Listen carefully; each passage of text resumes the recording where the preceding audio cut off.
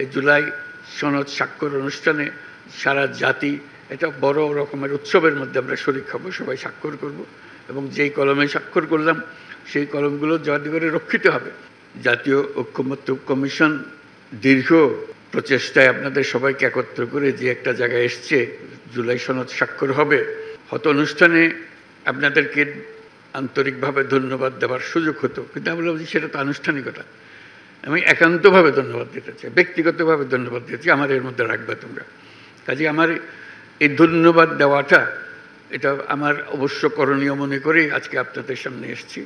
যে অসম্ভবকে আপনারা সম্ভব করেছেন, এটা শুধু বাংলাদেশের ইতিহাসে না, পৃথিবীর পলিটিক্যাল সিস্টেমের ইতিহাসে উল্লেখযোগ্য হয়ে থাকবে।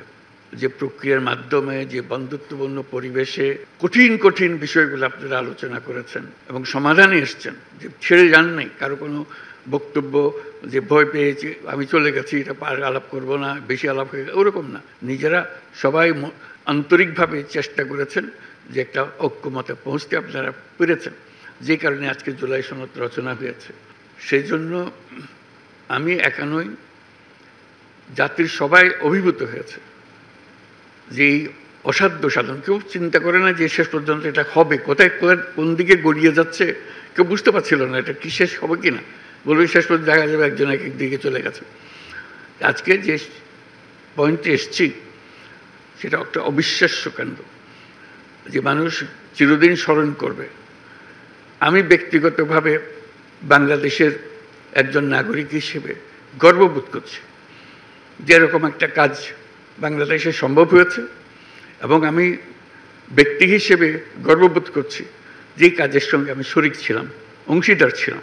এটা আমাদের মন থেকে কোনোদিন কেউ মুছে ফেলতে পারবে না। যে অসম্ভব কাজ আপনারা করলেন, এটা যুগ যুগান্ত ধরে স্মরণীয় হয়ে থাকবে আমাদের ইতিহাসে। যে বলে যে স্বর্ণাক্ষরে লেখা থাকবে, এটা হলো স্বর্ণাক্ষরে লেখা থাকার দিন, আপনারা যেই অসাধ্যটা সাধন করেছেন সে কাজটা করার জন্য। কাজেই আপনাদের প্রাণঢাল অভিনন্দন জানাচ্ছি। যে এটার এই অভিনন্দন একবার বললে হবে না, হাজারবার বলতে হবে, বলবে জাতি আপনাদের কাছে সেটা চাইবে, আপনাদেরকে দেবে সেটা। এবং যে ছাত্র জনতার যে অভ্যুত্থান, এই অভ্যুত্থানের এটাই আমার মনে হয় পরবর্তী অধ্যায় সঠিকভাবে রচিত হলো। এর আর কোনোভাবে রচনা করা এটা সম্ভব ছিল না। যে অধ্যায়, ওইখান থেকে আমরা কোথায় যাচ্ছি সেই সংস্কারের কথা যে আমরা মুখে বলে যাচ্ছিলাম, আপনারা সেই সংস্কার প্রকৃতপক্ষে কী সংস্কার হবে সেটা করে দেখিয়ে দিয়েছেন।